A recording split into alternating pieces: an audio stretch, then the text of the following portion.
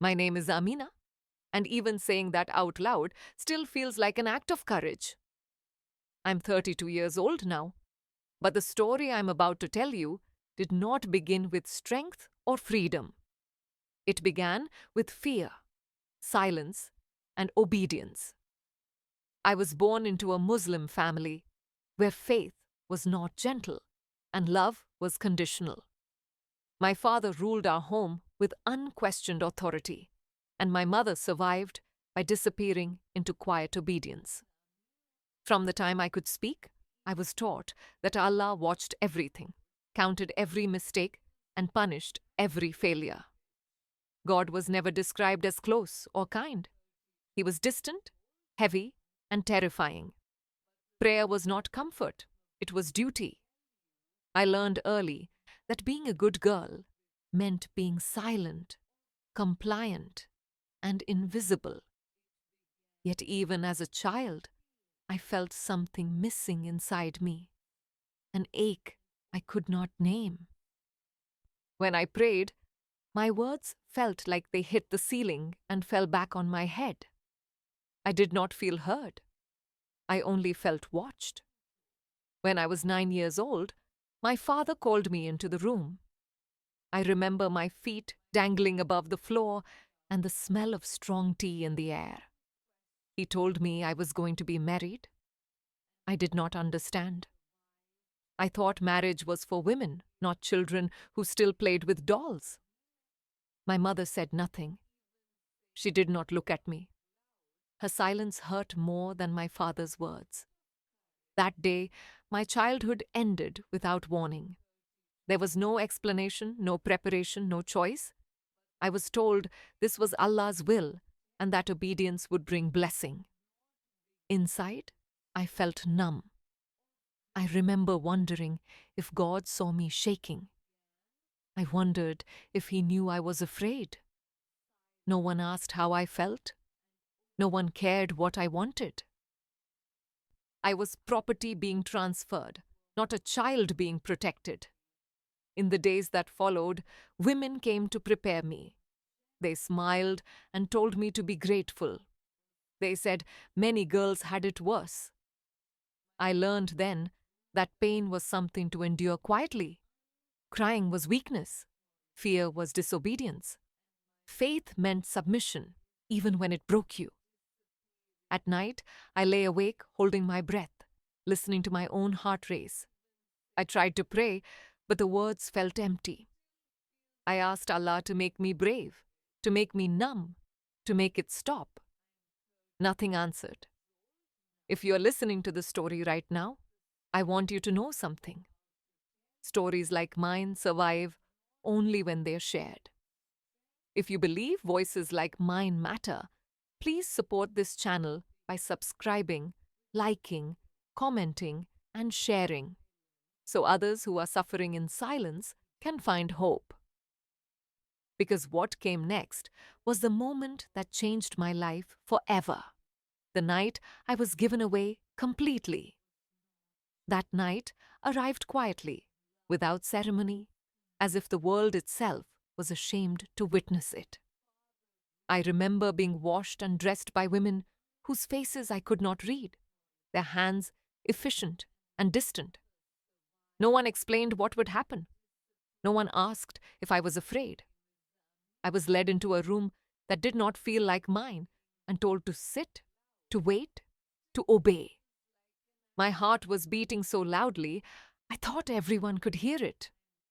I remember staring at the patterns on the wall, tracing them again and again, trying to stay somewhere else in my mind. When the door closed, I understood something had been taken from me forever. I learned that night that my body was no longer my own. I will not describe what happened in detail, because pain does not need pictures to be believed.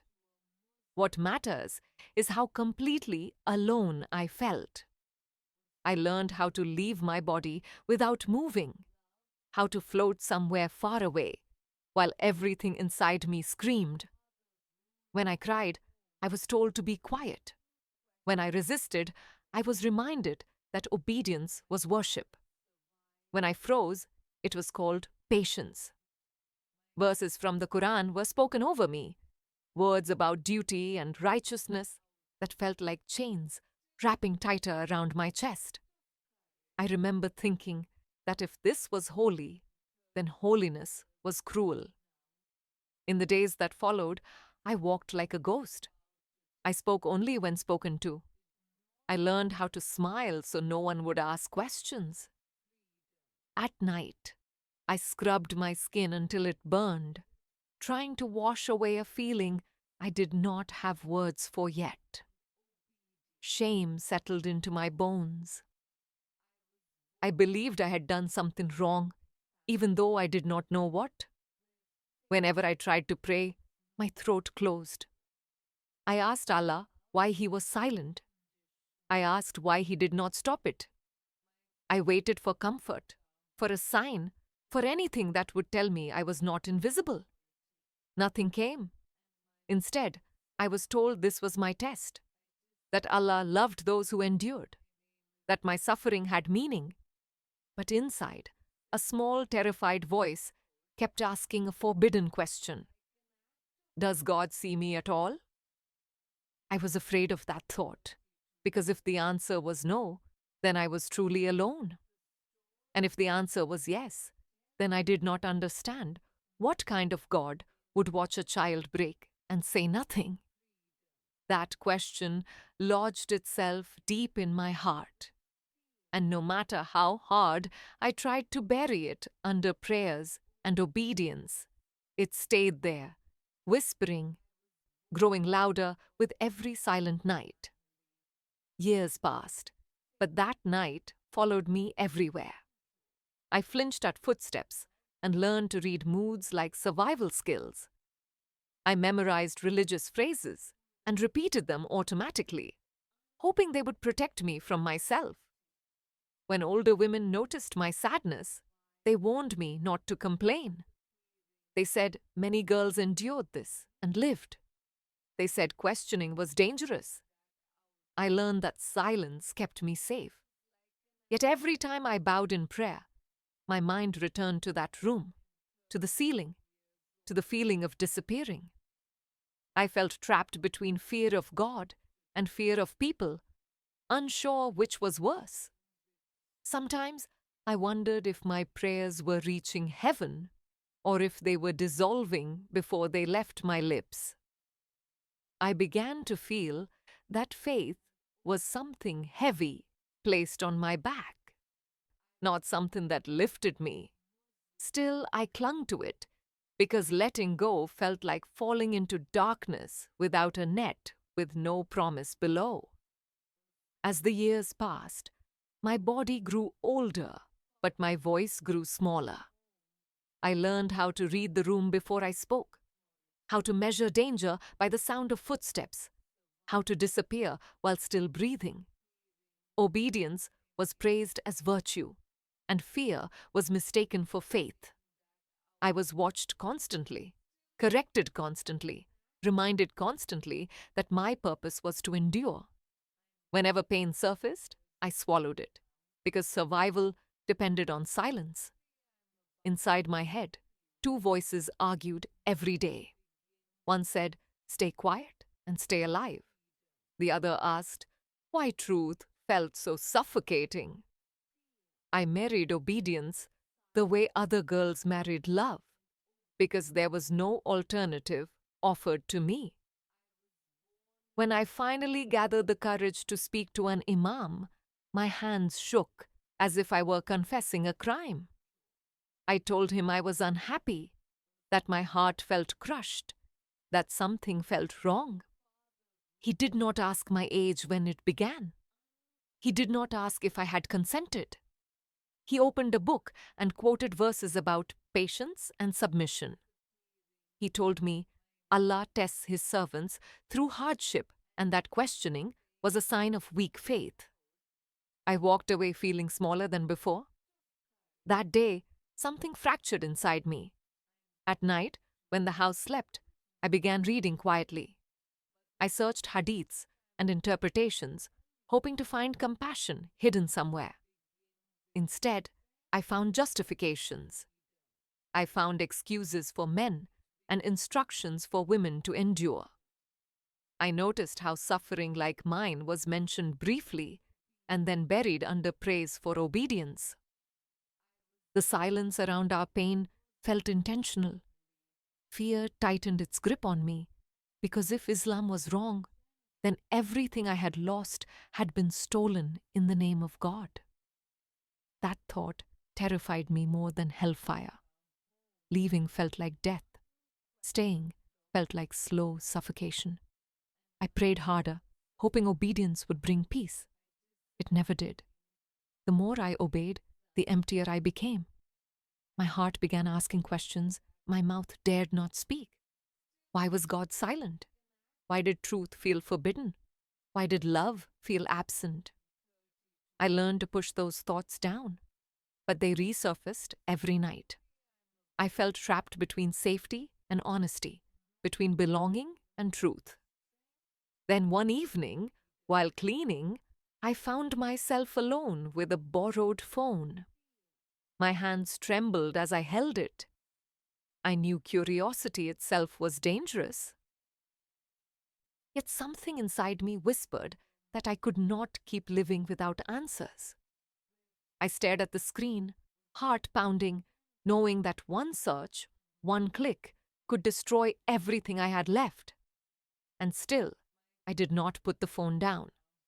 In that moment, I felt the weight of generations pressing on my chest, warnings whispered by ancestors and threats taught by fear.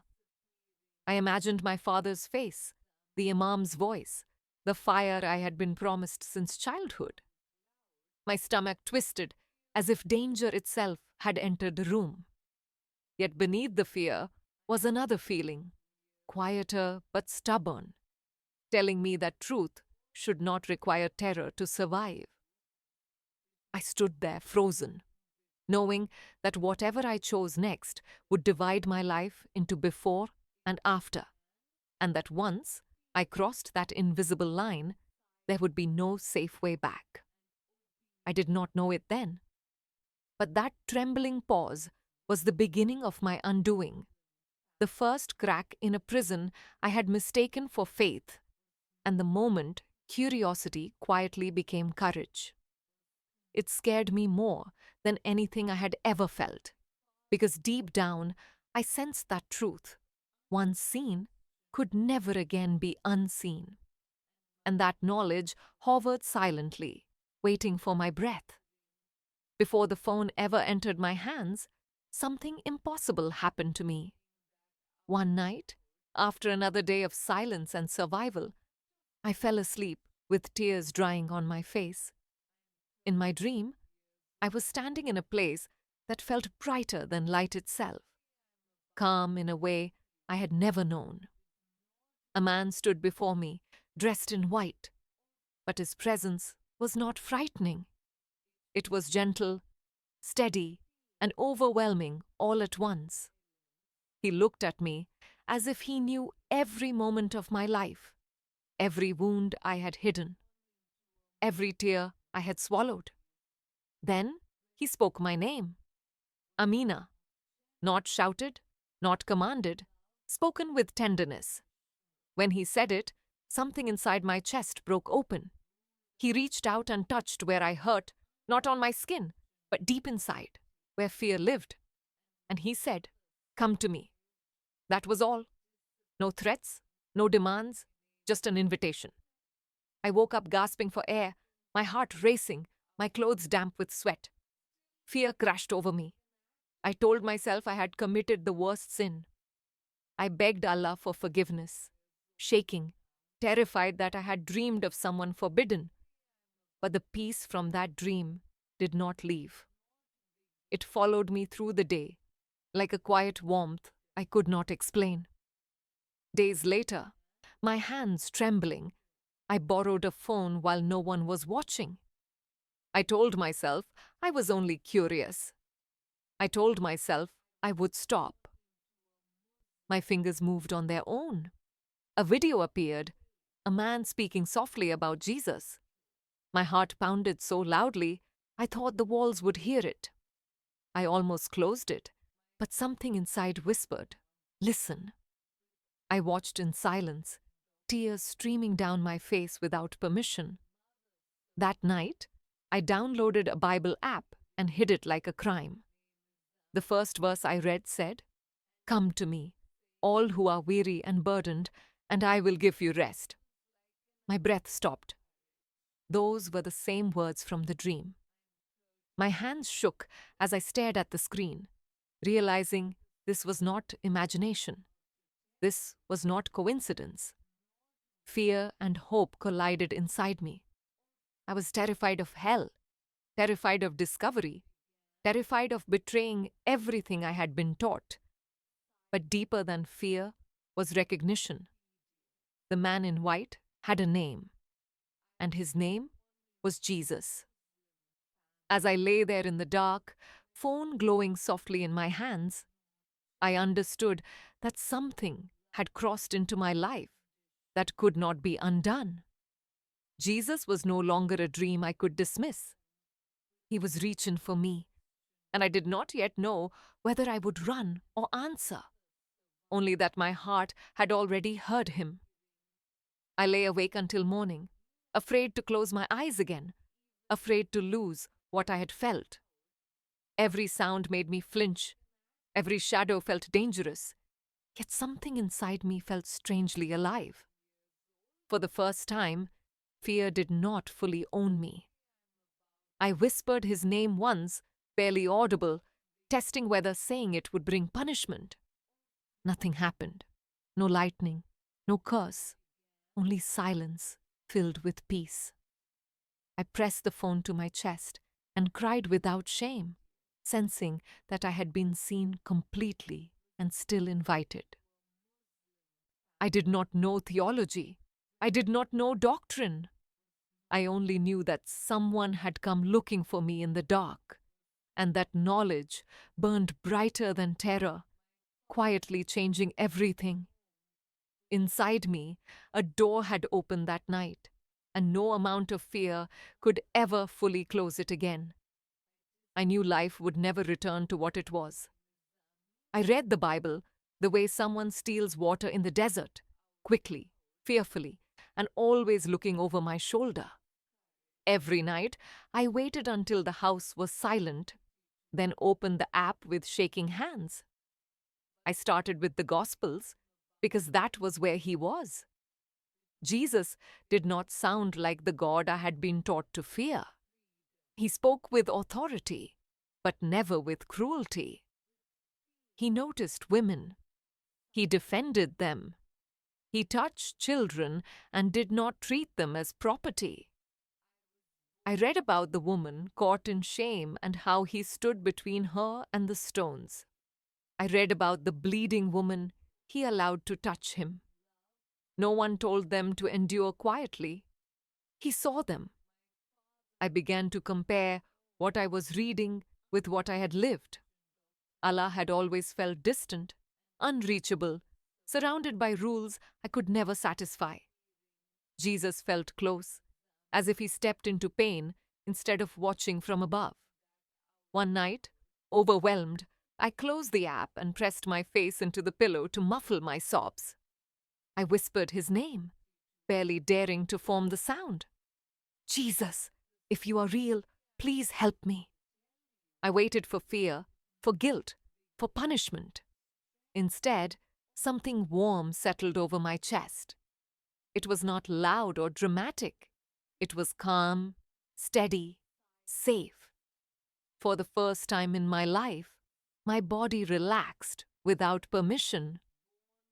I felt seen without being exposed. I felt loved without conditions. In that moment, something inside me died. The girl who believed pain was her destiny went quiet. Fear loosened its grip.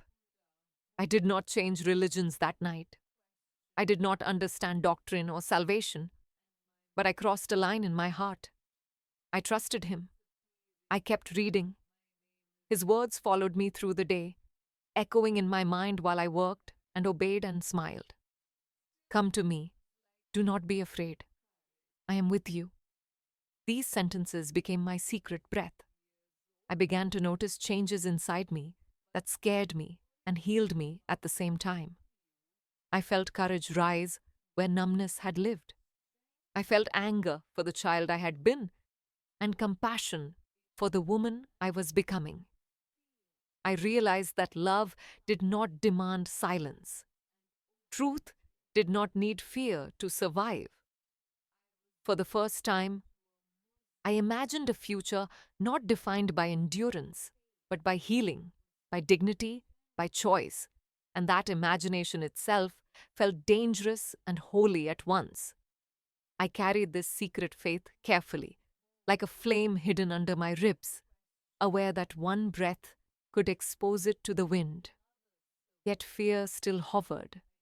I knew discovery would be dangerous. I hid the phone carefully, clearing histories, memorizing passages, so I could survive without it if needed.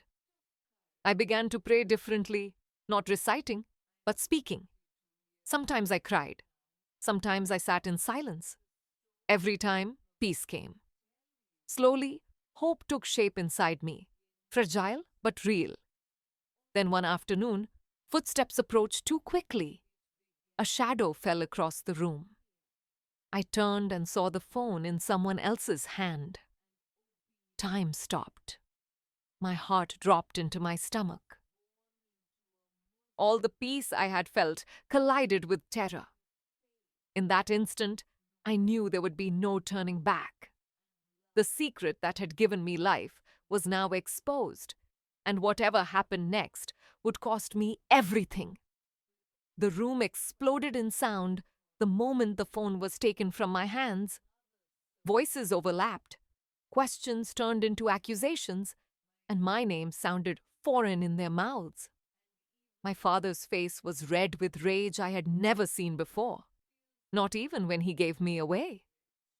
My mother cried softly, but she did not stand between us. She never had.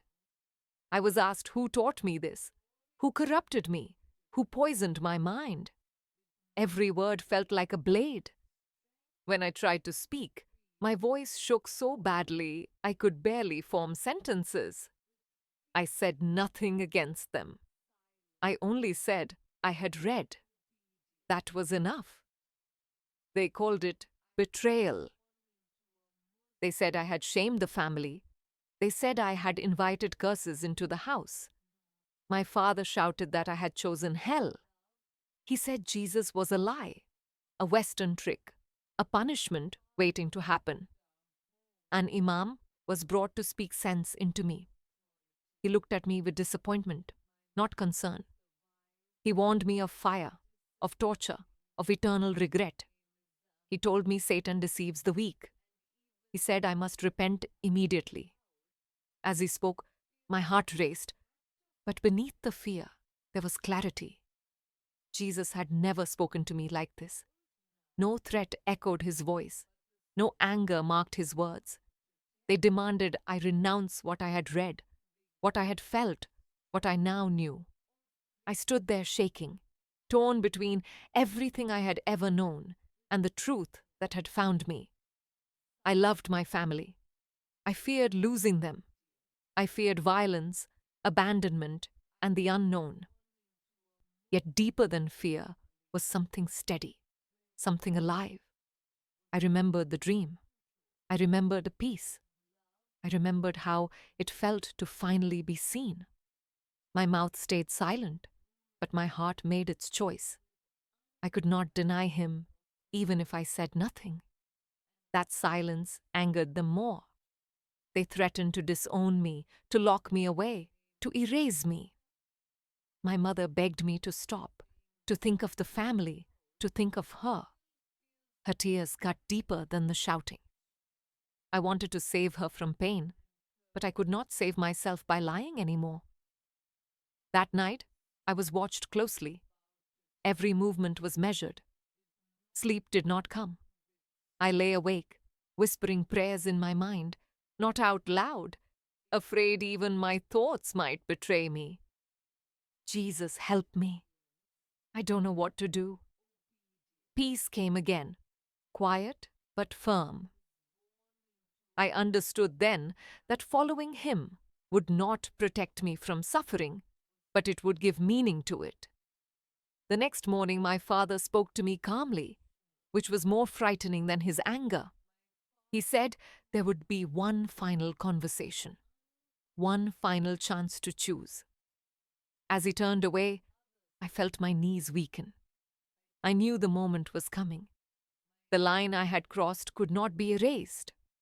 Whatever happened next would separate my life forever, and there would be no way to carry both worlds in my hands.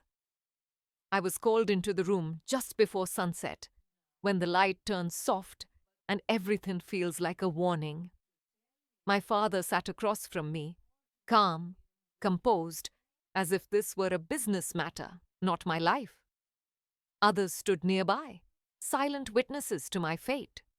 He told me this was my last chance. One sentence, he said, was all it would take. Deny Jesus, return to Islam fully, and everything could go back to how it was. I felt my chest tighten. How it was meant captivity, fear, and silence, but it also meant shelter, familiarity, and my mother's presence. My mind raced through memories of hunger, beatings, loneliness, and nights of crying into pillows. Then it raced through something new, gentler, stronger, the sound of my name spoken with love. I realized I was being asked to choose between surviving and living. My hands shook. I wanted to scream. I wanted someone to save me from choosing. But no one came. The room waited. I remembered the words I had read in secret. Whoever wants to save their life will lose it. But whoever loses their life for me will find it. I did not feel brave. I felt terrified. Yet underneath the fear was peace, steady and unmovable. I lifted my head and spoke quietly, so quietly they leaned in to hear. I said I could not deny Jesus. The words did not explode. They landed heavy, final. My father's face hardened. He did not shout. He stood and said, I was no longer his daughter. My mother cried out, but she did not stop him. I was told to leave with what I could carry. No curses followed me. No violence, just absence. I walked out of that house with shaken legs and empty hands. The night air felt cold and wide. For the first time, no one told me where to go. Fear hit me like a wave. I had no money, no protection, no plan. I stood there breathing fast, waiting for regret to crush me. It did not come. Instead, I felt something unexpected. Freedom. It was not loud or joyful. It was quiet, like a door closing behind me and another opening ahead. I whispered, Jesus, help me again. Not as a question, but as trust. I did not know where I would sleep or how I would eat. I only knew I was not alone. I walked into the darkness, carrying nothing but faith, and for the first time in my life, that was enough. I kept walking, even when my feet hurt, and my thoughts screamed that I had made a mistake. Memories tried to drag me back. My mother's hands, my childhood room, the familiar call to prayer. Doubt whispered that I would fail, that I would crawl back and beg. But another voice rose stronger, reminding me that love had already found me at my worst. I remembered that Jesus himself had been rejected, misunderstood, abandoned, and still he walked forward. That night, I slept on a floor that was not mine, hungry and afraid, yet wrapped in a peace I could not explain. I knew suffering might follow me, but bondage no longer owned me. I had chosen truth over safety, and even in the uncertainty, my soul finally breathed. I did not know the future, but I knew who held it, and that certainty carried me farther than fear ever had. With every step, the chains fell quieter behind me, and hope began learning my name. I was alone in the world, but held in heaven.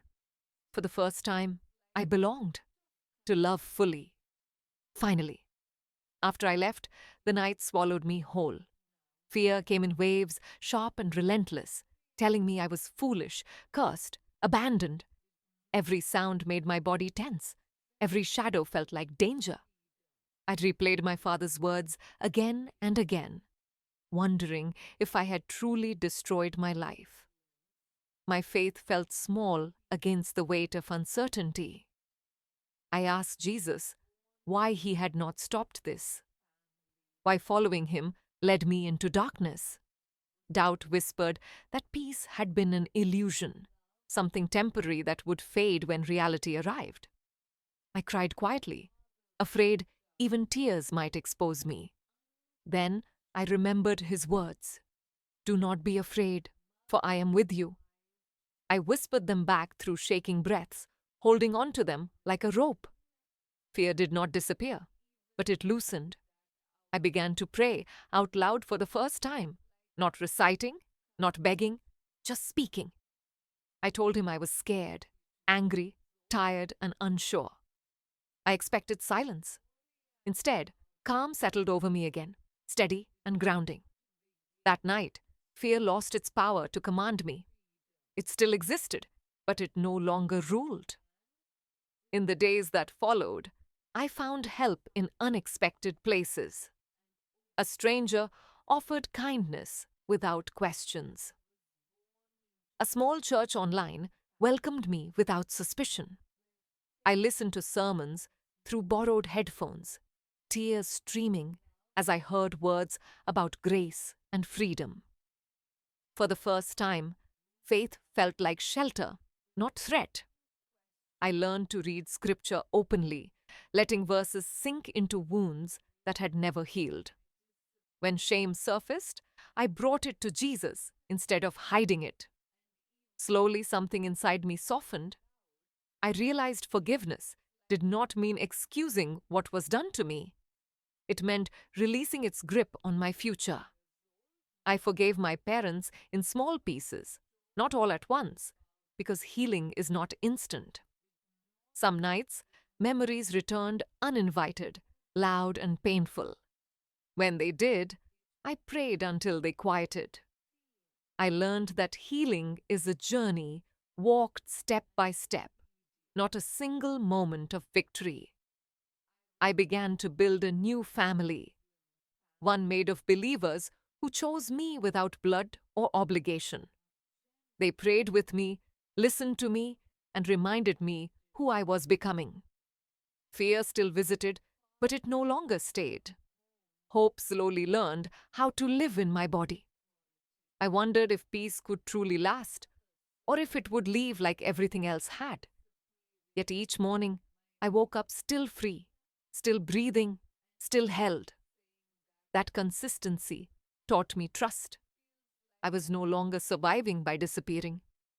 I was learning how to exist fully, openly, and honestly.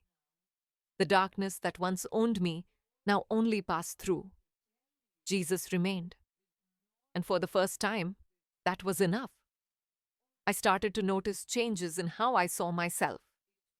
I was no longer defined by what had been taken, but by what was being restored. My body slowly felt safer to inhabit. My thoughts grew quieter. I laughed once without guilt and was surprised by the sound. I began to imagine a future where my story did not end in tragedy. Each prayer strengthened my spine. Each verse rewrote my worth. When fear tried to remind me of who I had been, faith answered with who I was becoming. I learned to sit in silence without panic. I learned that peace is not fragile when it comes from God. It is resilient, patient, and strong. I did not know where life would lead, but I finally trusted the one walking beside me into every unknown tomorrow without fear. Now I am no longer the girl who believed she was born to endure. I am no longer property passed between hands or silence shaped into obedience. I am a daughter now, not because I earned it, but because I was chosen. Jesus did not erase my scars. He touched them and gave them meaning. When I look back, I see a path marked by pain, but also by mercy that followed me even when I did not know his name. I see a child who survived what should have destroyed her, and I honor her now instead of hiding her. Freedom did not come as fireworks. It came as quiet mornings without fear, prayers spoken without rehearsing lies, and a body that slowly learned it was safe to breathe. I was baptized later, trembling as I stepped into the water, not washing away my past, but declaring my future. When I came up, I cried, not because everything was fixed, but because I finally belonged. Jesus became my family when blood turned away. He gave me brothers and sisters who knew my story and did not turn from it. Healing did not happen all at once. Some days were heavy. Some memories still hurt, but they no longer define me. Love does. If you are listening to this in secret, hiding questions in your heart, I want you to know you're not alone. I know the fear of losing everything. I know the cost of truth, but I also know the peace that waits on the other side. Jesus is not the enemy you were taught to fear. He is gentle with the broken and patient with the wounded. He does not force, he invites. My life did not become easier, but it became real. I wake up knowing who I am and whose I am. I am not owned by shame or history. I am held by grace. If you are a Christian listening safely, remember those who cannot speak openly. Pray for them. Stand for them. Love them. My story is not about religion changing. It is about captivity ending. It is about light finding a girl in the dark and refusing to leave her there. I am Amina. I was sold. I was silenced. I was broken. But I was also found. And if Jesus could find me there, he can find you wherever you are. This is not the end of my story. It is the beginning of a life lived free, forgiven, and forever his. I speak now, not with anger, but with clarity. I do not hate my past. It taught me how precious freedom is. Every tear became a seed God used to grow strength in me. When doubt returns, I remember the cross and the empty tomb, proof that suffering does not have the final word. I live today with purpose, choosing love where fear once ruled. My voice shakes sometimes, but it is no longer silent. To anyone trapped, praying quietly, wondering if God sees, he does. He saw me. He waited for me. And he will walk with you too, step by step, into light you cannot yet imagine. Trust him with your questions, your wounds, your fear. He is faithful, and he finishes what he begins. My life is living proof that chains can fall, identities can be restored, and love can rewrite everything. Jesus is enough. He always was, always is, and always will be. This testimony is my offering, my thanks, and my hope passed forward, so no one suffers unseen ever again. Amen. May his peace find you now, heal you fully, and lead you home in his perfect time, beyond fear, beyond silence, forever.